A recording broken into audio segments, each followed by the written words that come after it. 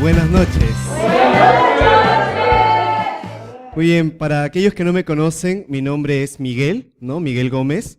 Estoy asistiendo aquí a la Iglesia Koinonia ya hace más de un año, junto a mi familia. Gracias a Dios estoy casado, ¿no? Y por la gracia de Dios tengo 2 hijos, ustedes los conocen, Abigail, Nicolás, ¿no? Y para mí, hermanos, en verdad es un privilegio estar con ustedes en esta noche. Poder compartir la palabra de Dios es algo muy especial y a la vez una gran responsabilidad, ¿verdad? Así que les voy a pedir por favor que podamos orar para iniciar en esta noche, pidiendo la bendición de Dios y sobre todo porque mi persona quede de lado y sea la misma palabra de Dios la que hable a nuestras vidas, ¿sí? ¿Oramos? Señor, te doy las gracias en esta noche. Gracias por mis hermanos aquí reunidos.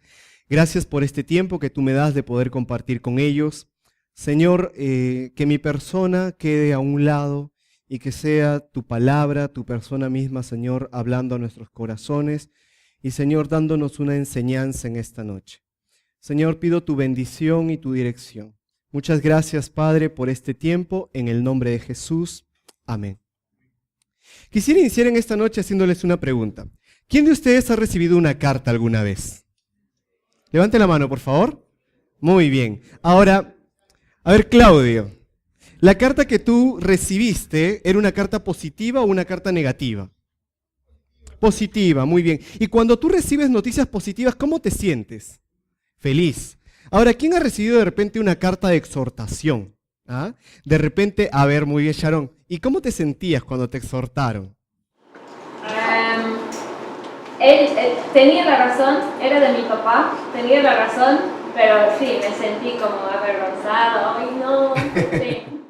Claro, es lo normal, ¿no?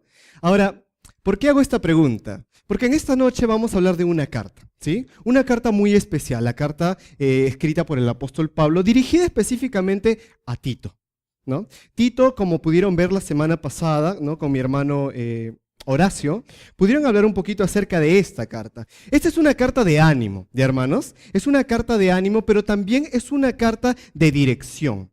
Nos va a enseñar cómo nosotros debemos conducirnos dentro de la iglesia.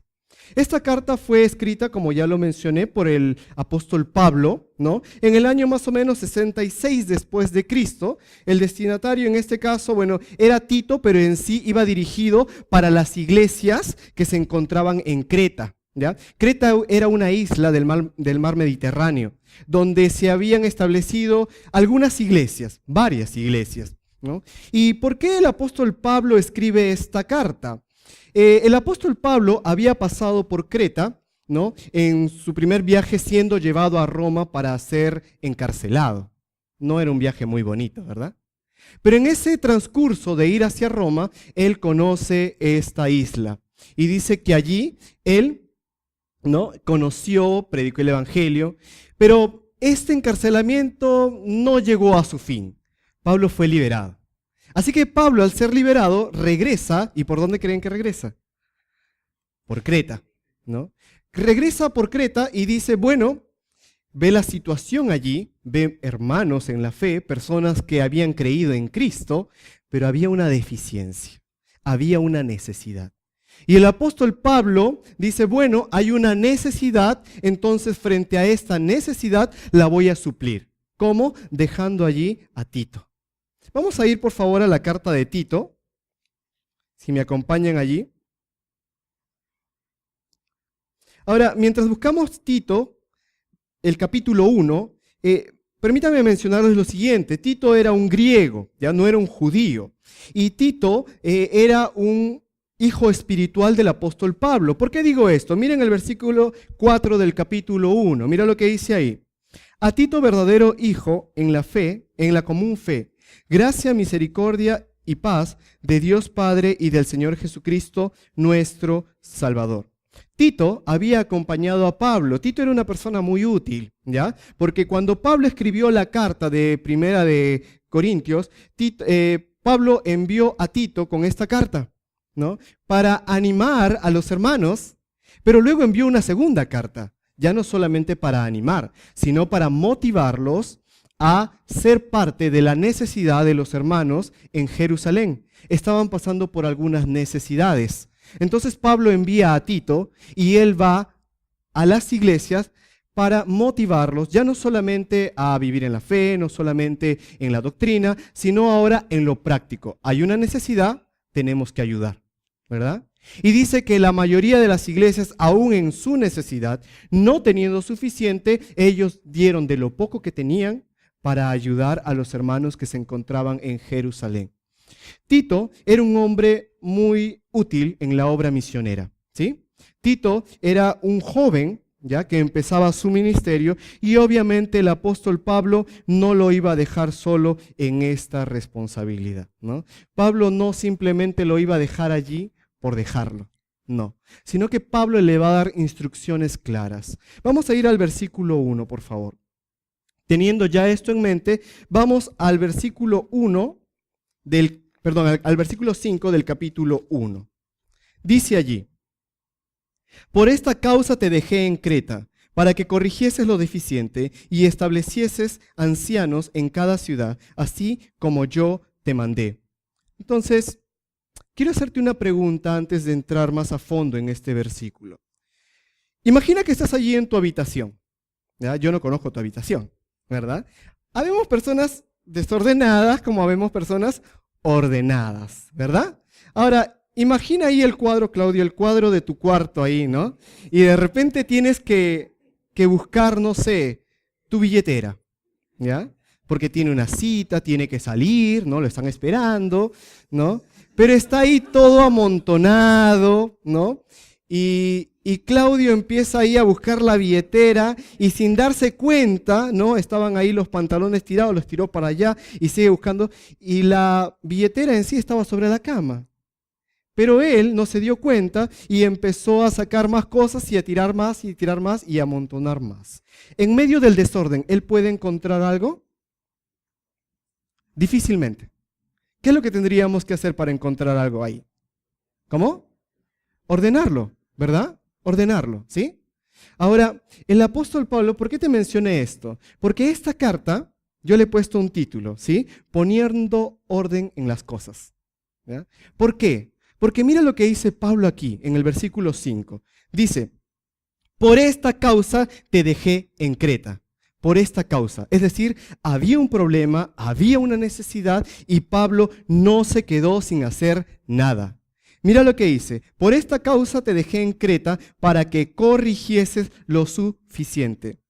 Hermanos, lo primero que yo puedo ver aquí, o el primer principio que puedo ver en este versículo, es el principio de aprender a delegar responsabilidades. El apóstol Pablo vio una necesidad, pero no dijo yo me voy a quedar aquí para yo suplirla, porque nadie más lo puede hacer, ¿verdad? El apóstol Pablo era un gran hombre, era un siervo de Dios, era un pastor también. Y él sabía que debía delegar esta responsabilidad a alguien, en este caso a Tito. Él le delega la responsabilidad. Es el primer principio que podemos ver aquí, el aprender a delegar, ¿sí? Hermanos, muchas veces no es fácil delegar las cosas. Muchas veces nosotros pensamos que podemos hacerlo todo nosotros, ¿verdad? Somos como robots. Yo hago esto, yo hago aquello. De repente estoy en la escuela dominical. Yo enseño, yo canto, yo enseño el versículo, yo hago juegos, yo, ¿no? Los que estuvimos en la capacitación la semana pasada, podemos recordar que una de las cosas que nos dijeron era aprende a delegar, ¿no? Aprende a delegar. ¿Sabes, hermano? El apóstol Pablo nos va a enseñar este principio. Él delega, pero no delega cualquier cosa, ¿eh? Porque también hay un problema, hermano. No solamente que no aprendemos a delegar, sino que entendemos o creemos que delegar es simplemente tirar la responsabilidad a alguien y hazla como sea, ¿verdad? Pero no es así. El apóstol Pablo delega una responsabilidad, pero también da instrucciones de cómo debe realizarla, ¿verdad? Y lo vamos a ver aquí. Entonces, el primer principio que tenemos que tener en mente, hermanos, es el aprender a delegar. En la obra misionera, en las cosas del Señor, tenemos que aprender a delegar. ¿Por qué, hermano? Porque esto beneficia a la obra. ¿Por qué? Porque esto trae descanso. Una de las cosas que me gusta mucho de esta iglesia, y estoy muy agradecido al Señor por estar aquí, es que junto con los varones, cuando nos reunimos a estudiar aquí los días domingos, podemos aprender muchas cosas el uno del otro. El pastor Brian nos habla de responsabilidades, nos motiva también a cumplir ciertas responsabilidades. Y al comienzo, a mí de repente me chocaban ciertas cosas. Y decía, ¿pero por qué voy a hacer eso? ¿No? Pero luego con el tiempo iba entendiendo por qué el pastor nos delegaba esto, por qué nos pedía o nos daba esta responsabilidad. Que de repente al comienzo parecía, wow, ¿y ahora cómo lo hago? ¿No? ¿Se acuerdan cuando preparamos las prédicas de Habacuc? ¿No? Una gran responsabilidad y no sabíamos ni por dónde empezar, tal vez algunos, al menos en mi caso, ¿no? Pero qué lindo fue cuando nos sentamos todos los varones aquí y escuchamos a cada uno de ellos compartir un estudio de Habacuc. Tal vez de los mismos versículos, pero cada uno sacaba una enseñanza totalmente diferente. Y en verdad, hermano, lo disfruté un montón.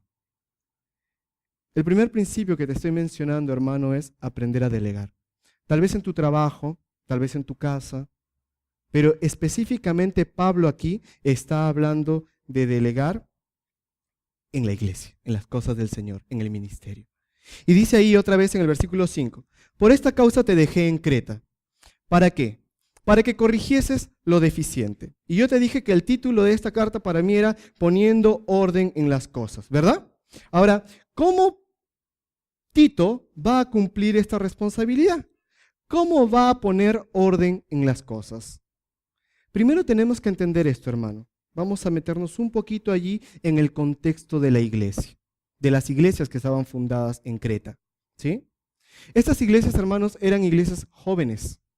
Eran iglesias que habían fundado, no en su totalidad por Pablo, habían sido fundados por hermanos en la fe, que habían escuchado el evangelio y habían ido y le habían compartido a su comunidad, a sus vecinos, y muchos de ellos habían puesto su fe en Jesucristo. Y decidieron abrir un lugar donde podían estudiar las Escrituras, donde podían alabar al Señor. Y de esa manera se empezaron a instituir estas iglesias. Ahora, hermano, no todas las iglesias que se habían fundado allí contaban con maestros que conocían en su totalidad las Escrituras. No en su totalidad, hermanos, eran personas bien preparadas. Al contrario, eran personas inexpertas que tenían la base, que era la salvación. Pero el problema aquí era que en Creta habían ciertas creencias. Ellos creían en muchos dioses, diferentes dioses paganos, y trataban de meter esto en la iglesia. Los judíos trataban de judaizar a los griegos, a los nuevos creyentes, trataban de decirles que debían ser salvos, sí, salvos por fe, pero tienen que cumplir la ley. Santos, sí, santos por creer en Cristo, pero tienen que cumplir la ley, los mandamientos, ritos. Esta es la realidad de estas iglesias. Estas son las cosas deficientes. Entonces, yo te hacía la pregunta, ¿cómo cumpliría esta responsabilidad? La primera, hermano, la vemos ahí, en el versículo 5, dice, para que corrigieses lo deficiente. Y ese es justamente, hermano, lo que te acabo de mencionar. La problemática era esta, la deficiencia era esta, falta de una correcta enseñanza de la doctrina. Falta de buenos maestros que enseñasen bien la palabra de Dios. Falta de líderes capacitados para poder guiar y discipular a los nuevos creyentes. Una pregunta, hermanos, ¿no es esta nuestra realidad hoy en día? ¿Es nuestra realidad o no es nuestra realidad? ¿Ustedes han visitado alguna vez, yo sé que aquí la iglesia realiza viajes misioneros, ¿verdad, hermano? ¿Sí? Y a las iglesias o a los lugares donde ustedes visitan, ¿hay personas totalmente capacitadas como para poder dirigir la iglesia, como para poder ministrar la iglesia? ¿Hay varias personas? No. Y esa es la realidad, hermano. Nosotros cuando realizábamos viajes misioneros con mi esposa, bueno, en ese tiempo era mi novia y viajaba con mi suegro para fundar institutos bíblicos en la sierra, en el norte del país. Habían muchas cosas que nos daban pena, ¿no? ver la necesidad de iglesias jóvenes que no tenían mucho conocimiento de las Escrituras, pero que recibían a cualquiera que venía en el nombre de Dios y les decían que esto era palabra de Dios. Venían con sueños, decían, ¿saben qué? Yo he soñado esto. He soñado que este pastor que está en la iglesia no sirve, no es útil, tenemos que sacarlo. ¿Y qué hacía la congregación? Bueno, es voz de Dios, tenemos que sacarlo. ¿Verdad? Por ignorancia, hermano. La realidad que está pasando aquí, Tito, en las iglesias en Creta, no es muy lejana a la nuestra. Si bien, gracias a Dios, de repente aquí en este lugar hay muchas personas preparadas y lo sé, hay muchas personas estudiosas y lo sé, muchas personas capacitadas que les gusta estudiar las Escrituras a profundidad, que les gusta ir al griego, ir al hebreo, ¿no? Ir a la raíz de cada palabra, comerse los libros, que es muy bueno y muy importante. Pero hay muchos lugares, hermanos, donde no lo hay. Hay muchas iglesias que están necesitando. Esto deficiente que Pablo marca aquí es la misma deficiencia que muchas de nuestras iglesias aquí en el Perú están pasando. Hay una deficiencia, hermano. ¿Y cuál es esta deficiencia? La deficiencia, hermano, es la falta de una buena doctrina. Y la palabra doctrina significa enseñanza, ¿verdad? Entonces, es una deficiencia, hermano, que Pablo dice, hay una necesidad. Lo primero que vas a hacer, Tito, es ir y corregir lo deficiente. ¿Pero qué es lo deficiente? Lo deficiente es esto, que no hay buena enseñanza, que no hay personas capacitadas. Hermano, me gustaría hacerte algunas preguntas, y no me tienes que responder públicamente. Pero, ¿qué tipos de doctrinas malas encontramos hoy en día en las iglesias? Tal vez la doctrina de la prosperidad, ¿no? La doctrina de la sanidad. Y no estoy diciendo que si tenemos un hermano enfermo, no oremos por él. No estoy diciendo eso. Sino cerca de mi casa hay un lugar donde tiene un cartel enorme, enorme. Y allí hay un pastor en la fotografía o en la gigantografía hay un pastor y al costado de él hay muletas, hay sillas de ruedas, bastones tirados en el piso, ¿no? Y ahí en el cartel dice, ¿no?, que ellos te pueden dar la sanidad, ¿no? Hermanos, hoy en día mucha gente vive engañada. Conocí a una hermana hace un tiempo que tenía un problema en la cadera.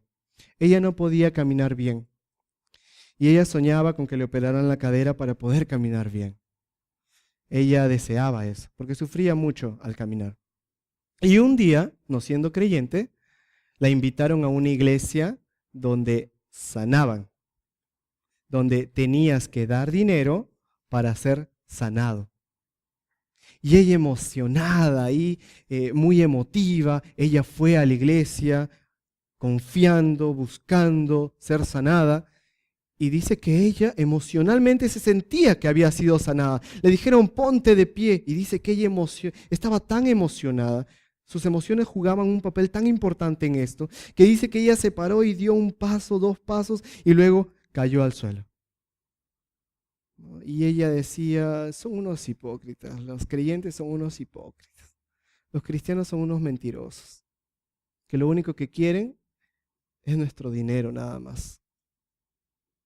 Y sabes, hermano, como te dije, lo que Tito tenía que corregir aquí eran las deficiencias. Y la deficiencia era la falta de correcta doctrina, ¿sí? Hoy en día, en nuestras iglesias, pasamos lo mismo. Hermano, muchas veces nosotros creemos todo lo que nos dicen. Muchas veces nosotros creemos de repente a un palabrero, un charlatán, que de repente es muy conocido, no sé, en el internet o de cualquier forma, y nosotros lo creemos. Pero lo creemos porque muchas veces, y me incluyo ahí, somos ignorantes de las Escrituras. Te voy a pedir por favor que vayamos al libro de Judas. Entonces la pregunta era, cómo cumplir esta responsabilidad de ordenar todas las cosas. Lo primero era corrigiendo las deficiencias. La problemática ya la hemos visto. La deficiencia era una falta de doctrina correcta. Vamos a buscar Judas y vamos a leer el versículo 3. ¿Alguien me puede ayudar, por favor? Gracias. Hasta el 5.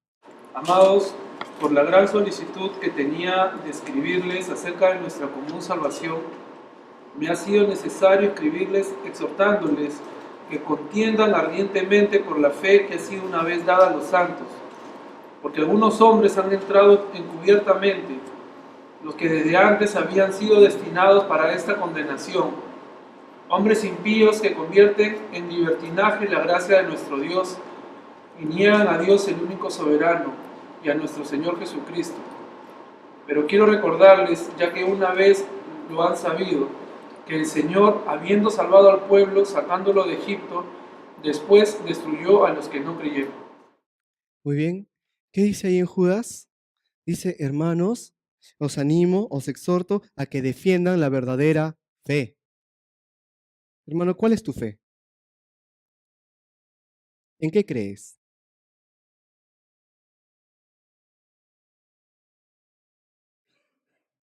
¿Nuestra fe no es Jesucristo? ¿No es en Jesucristo? ¿Nuestra salvación no está basada en Cristo, en la obra de Cristo? ¿En la obra completa de Cristo? ¿No está basada en la gracia de Dios? Pero muchos enseñan que nuestra salvación está basada en Cristo y las obras. Hermanos, si es Cristo y las obras, ya no es salvación por gracia. La salvación es por gracia. No lo merecemos. Nadie aquí lo merece. Todos nosotros hemos vivido vidas desordenadas ante Dios. Por más que uno haya hecho tal cosa y otro tal cosa, ante Dios todos estábamos como ovejas descarriadas. Todos estábamos ciegos espiritualmente, estábamos muertos espiritualmente en nuestros delitos y pecados, como dice Efesios. Todos. Dios no vio nada bueno en ti ni en mí para salvarnos. Esa es la realidad. Él nos salvó porque nos amó, por gracia infinita, no por tus grandes habilidades o las mías, no porque hablamos muy bonito o actuamos muy bien. Nos salvó por gracia.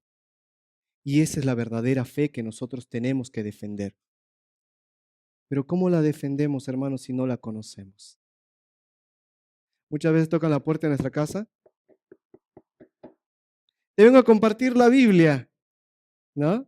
Te dan ganas de tirarle agua, ¿no? Todos los martes en mi casa están,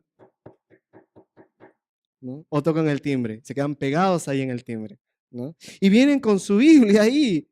Y cualquiera que no conoce las Escrituras dice, bueno, vienen con la Biblia, ¿no? Entonces van a hablarme de la palabra de Dios, ¿sí o no?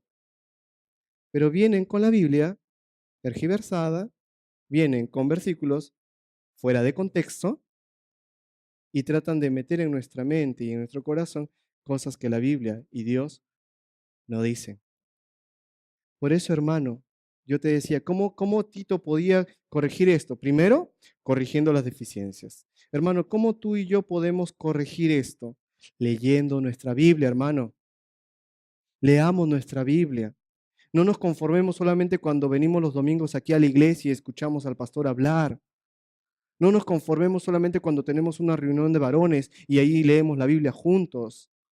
O cuando de repente en casa hay un grupo de coinonía y ahí leemos la Biblia. Amén, cuando leemos la Biblia con los hermanos. Pero no nos conformemos con eso. Estudiemos la Biblia, escudriñémosla a profundidad. Veamos, nutrámonos para nutrir a otros también con las Escrituras. Entonces, hermano, Pablo le dice, corrige. ¿Cómo ordenas? Primero corrige. Hermano, ¿cómo ordenamos nosotros? Corrijamos. De repente no estamos pasando tiempo con las Escrituras. De repente, y me incluyo, hermano, porque es muy difícil. Nos levantamos en la mañana y salimos corriendo, el trabajo, las responsabilidades. Se entiende perfectamente, pero separa un tiempito, hermano, un tiempito para las Escrituras y vas a ver la diferencia. Seguimos leyendo, hermano, ahí rápidamente. La primera cosa que Pablo le dice es corrige. Luego dice ahí, corrigiendo lo deficiente, ¿sí? Y que estableciese ancianos en cada ciudad, así como yo te mandé. Hermanos, la palabra anciano ahí viene de la palabra obispos, ¿no?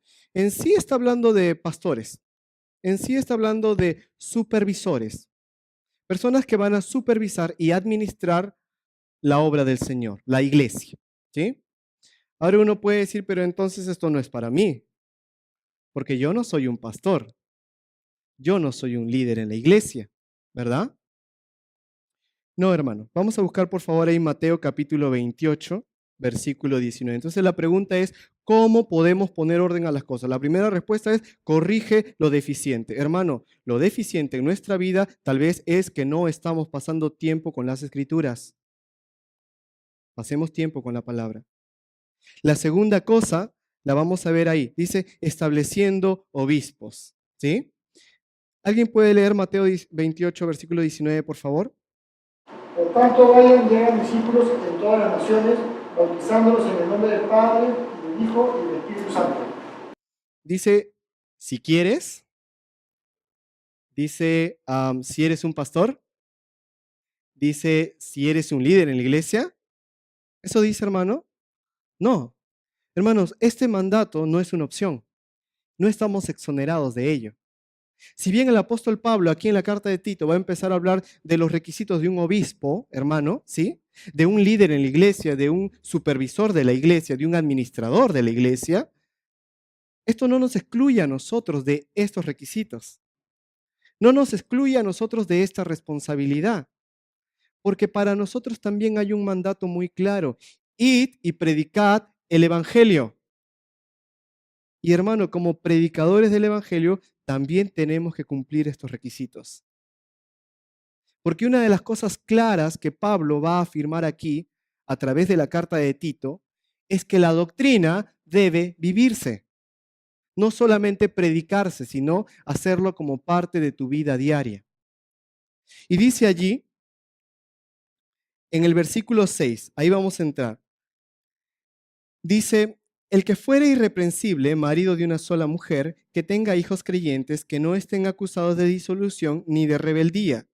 Porque es necesario que el obispo sea irreprensible como administrador de Dios, no soberbio, no iracundo, no dado al vino, no pendenciero, no codicioso de ganancias deshonestas, sino hospedador, amante de lo bueno, sobrio, justo, santo, dueño de sí mismo, retenedor de la palabra fiel, tal como ha sido enseñada, para que también pueda exhortar con sana enseñanza y convencer a los que la contradicen. Hermano, por el tiempo no vamos a entrar a detallar cada palabra, ¿sí? Pero vamos a dividirlo en tres partes. Primero, dice requisitos, ¿sí? ¿Cuáles son los requisitos de un obispo? ¿Ok? Vamos a verlo en el área personal, en el área familiar y en el área en relación al prójimo. ¿Bien? Mira lo que dice en el versículo 6. El que fuere irreprensible. ¿Qué significa la palabra irreprensible? ¿Alguien sabe, hermano? ¿Cómo? Una persona correcta, ¿sí? Que no se le puede acusar. Ustedes tienen en su casa una taza y un vaso, ¿verdad? La taza la usamos ¿para qué? Para cosas calientes. Y el vaso para cosas frías, ¿no? Ahora, hay una diferencia entre la taza y el vaso. ¿Cuál es?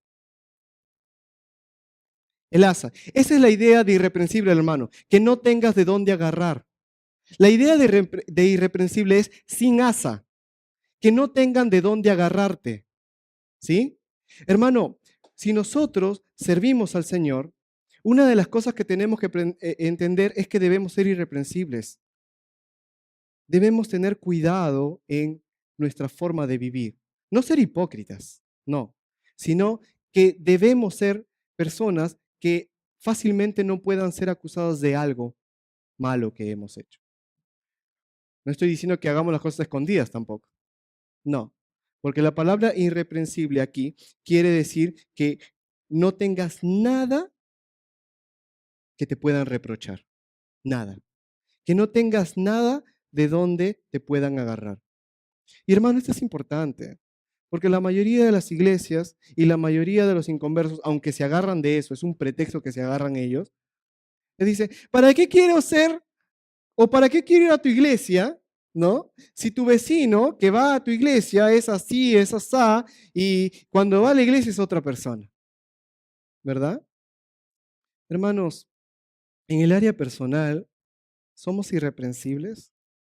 Entre tú y Dios, entre yo y Dios, ¿somos irreprensibles? ¿Realmente estamos viviendo vidas agradables delante de Dios? Y la segunda parte lo vamos a ver allí en relación a la familia. Mira lo que dice. Marido de una sola mujer, que tenga sus hijos creyentes, que no estén acusados de disolución ni de rebeldía, porque es necesario que el obispo sea irreprensible, ¿verdad? Hermano, marido de una sola mujer. ¿A qué se refiere esto? Que solo tengo una esposa, ¿verdad? ¿No? Dice, hijos creyentes. Hermanos, aquí la palabra hijos y creyentes, la idea es no solamente que sean salvos, ¿ya? La palabra creyentes aquí del griego viene de fieles, hijos fieles. Y la palabra hijos aquí no necesariamente está hablando de personas adultas, está hablando de niños pequeños. Es decir, lo que Pablo está diciendo aquí es que un siervo de Dios tiene que, primero, tener una sola esposa, es decir, su relación con su esposa tiene que andar bien. Una relación íntima con su esposa. Lastimosamente, la mayoría de las iglesias, como el pastor Brian compartía hace un tiempo atrás, la mayoría de los pastores o de siervos de Dios caemos o caen en adulterio, porque Satanás es astuto y sabe cómo derribarnos. Debemos cuidar, hermano, nuestra relación con nuestra esposa, con nuestro esposo. Debemos cuidar nuestro trato para con ellos, si realmente entendemos que debemos servir al Señor de la manera correcta.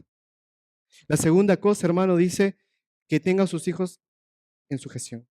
Es decir, hermano, no es que los vas a mandonear y gritonear, y al contrario, dice que tus hijos no tienen que tener temor de acercarse a ti. Dice que como padre tú tienes autoridad sobre ellos, les enseñas a ellos. Hermano, nuestros hijos, yo tengo hijos y oro al Señor para que algún día, si Dios quiere, ellos puedan servir al Señor. Pero yo no sé en realidad qué pasará con Abigail y Nicolás. No lo sé. Sé que es lo que quisiera. Yo no sé si se dará o no. Espero que sí. Pero mi responsabilidad ahora es educarlos y guiarlos en las cosas del Señor. Después ellos tomarán sus propias decisiones. Pero tienen la base que sus padres le dieron de ser fundados en la palabra del Señor. Hermanos, nuestro servicio a Dios no es solamente dentro de la iglesia, es en todas las áreas de nuestra vida. En el área personal, ser irreprensibles. En el área con nuestra esposa, con nuestros hijos, ¿no? Dice que nuestros hijos no deben ser acusados de disolución, libertinaje, de rebeldía, ¿no? Subordinado, ¿no? Es decir, que no vaya en contra de mi autoridad, que no haga escarnio, que no haga burla de las cosas del Señor. Eso es lo que dice la palabra de Dios. Y en la última parte, hermano, dice, sino hospedador, amante de lo bueno, sobrio, justo, santo, dueño de sí mismo, retenedor de la palabra fiel, tal como ha sido enseñada, para que también pueda exhortar con sana enseñanza y convencer a los que la contradicen. Entonces, hermano, yo te preguntaba, ¿cómo podemos poner las cosas en orden? Primero, corrigiendo lo deficiente, ¿verdad? Lo deficiente aquí era falta de doctrina, ¿sí? Aplicación para nosotros, hermanos, estudiemos más las escrituras. En la segunda parte es estableciendo ancianos, pero estos ancianos debían cumplir requisitos, ¿verdad? Su vida debía respaldar lo que enseñaban. Hermano, establece fundamentos en tu vida que respalden lo que enseñas. En el área personal, en el área familiar, en el área en relación a los demás. Ahí Pablo es muy claro, dice, con las personas tiene que ser hospedador, ¿no? No iracundo, no fosforito, que si me dicen algo, inmediatamente reacciono. No, hermano. No iracundo, no codicioso de ganancias deshonestas. Esto es triste, porque la mayoría de las iglesias siempre, o casi siempre, una de las causas de división es por el tema de dinero. Porque ya alguien administró mal las cosas, porque ya se desapareció cierto dinero, ¿verdad? Y no solamente en la iglesia, hermano, afuera. Yo conocí a un hermano que cuando estudiaba allá en el seminario en Argentina, conocí a un hermano que tenía una pizzería y él tenía, creo que como 60 variedades de pizza, ¿no? Y él siempre invitaba a trabajar con él a creyentes. Y daba pena, hermano, porque la mayoría de los creyentes eran los que le robaban. Y los inconversos tenían más temor, los inconversos, que los propios creyentes. Y da pena, porque dejamos mal el nombre de Cristo, porque damos un mal testimonio para con los de afuera. Hermano, ordenemos ciertas cosas, establezcamos principios en nuestra vida, en el área personal, en el área familiar, en el área con mi prójimo, principios que respalden lo que enseño. Una vez un hermano me dijo esto, o estaba predicando, y dijo, tus hechos no me dejan oír lo que tú dices. ¿Entendemos la idea? Tus hechos no me dejan oír lo que tú dices. Como que yo estoy hablando ahora contigo, hermano. Y te estoy diciendo que como pareja, con mi esposa, debemos cuidar nuestra relación matrimonial, ¿verdad? Como padres, debemos educar a nuestros hijos en las cosas del Señor, con la santa palabra de Dios, ¿verdad? Y de repente saliendo me encuentras por allá bien agarrado de la mano con otra mujer. ¿Me vas a creer? ¿Me vas a creer? O de repente, no sé, me entró la ira, la cólera y afuera me estoy agarrando a golpes con Jorge Luis.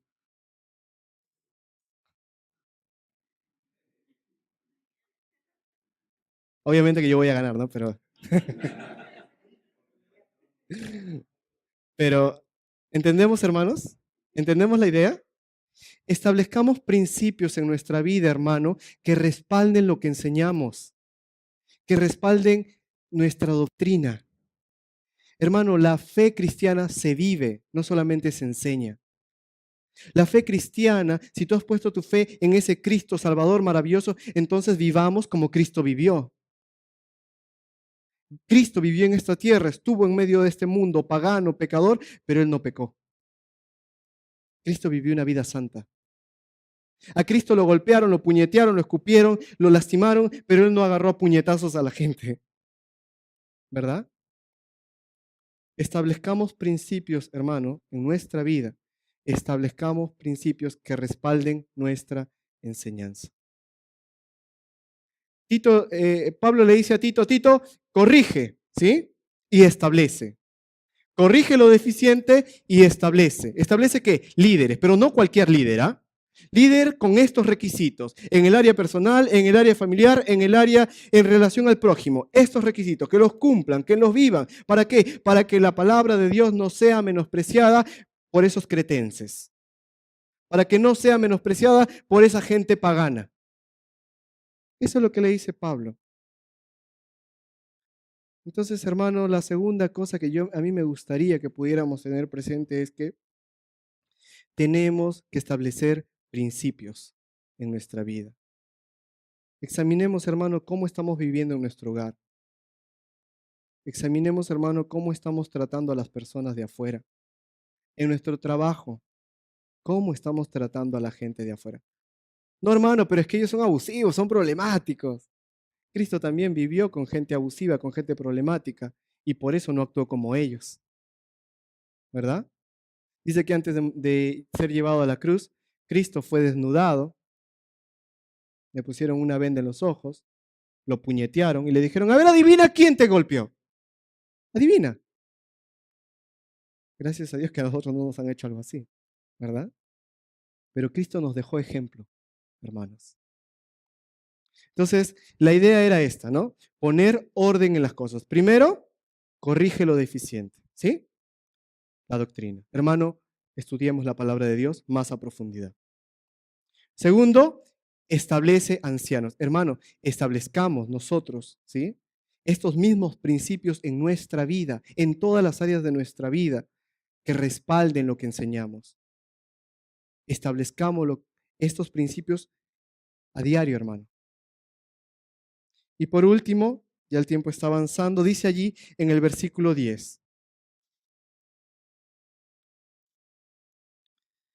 Porque hay muchos contumaces, tercos, ¿no? Personas problemáticas, habladores de vanidades, cosas huecas, engañadores, y mayormente los de la circuncisión, es decir, los judíos.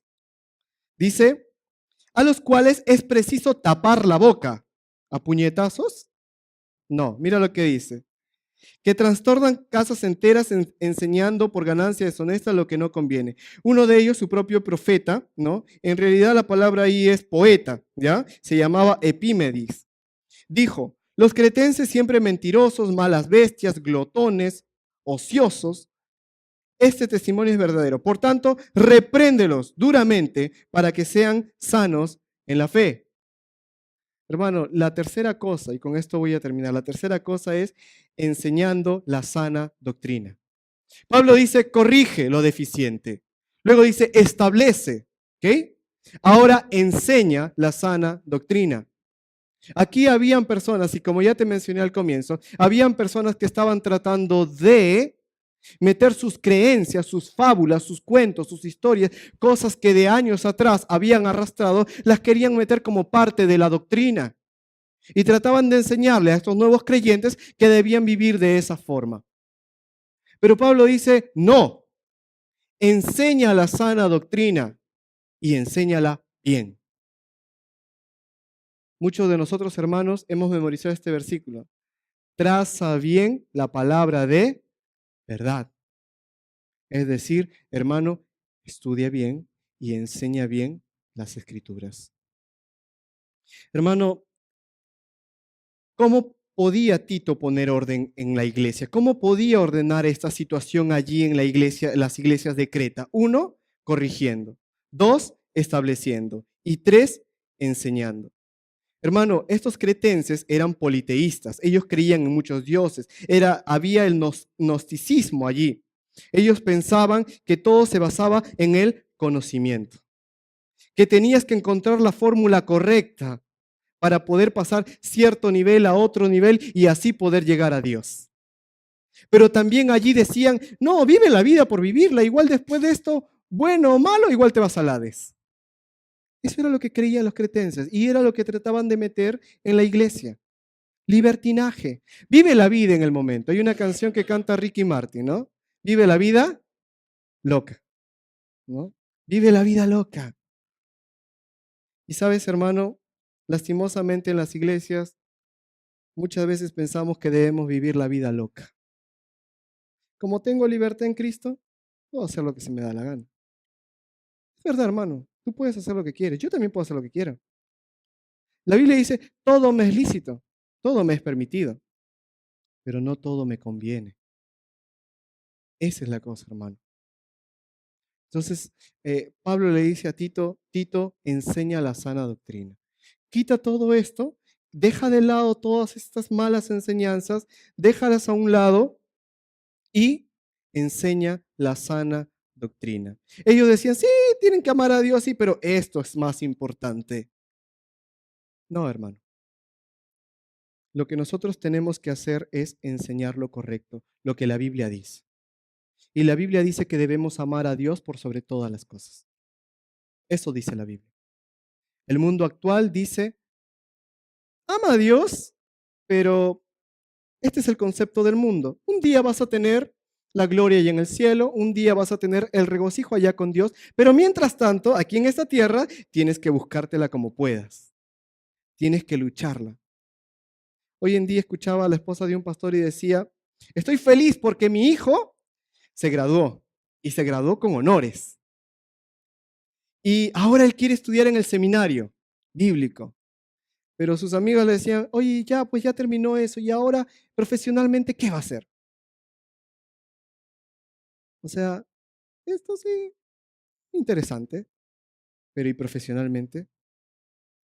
Con esto no estoy diciendo, hermano, que no debemos estudiar. Y no estoy diciendo que no debemos superar o ser profesionales. No estoy diciendo eso. Pero sí estoy diciendo que no podemos comparar lo eterno a lo pasajero.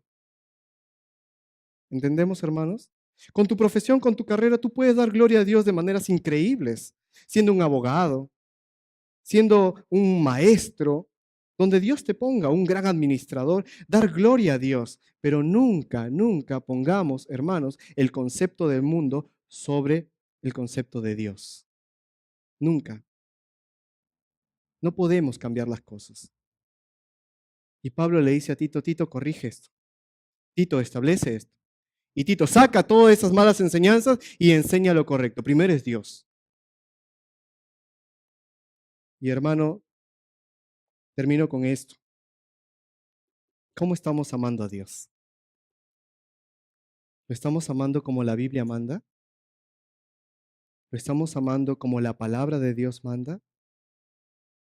Hermano, ¿estamos corrigiendo? ¿Estamos pasando tiempo con las escrituras como se debe?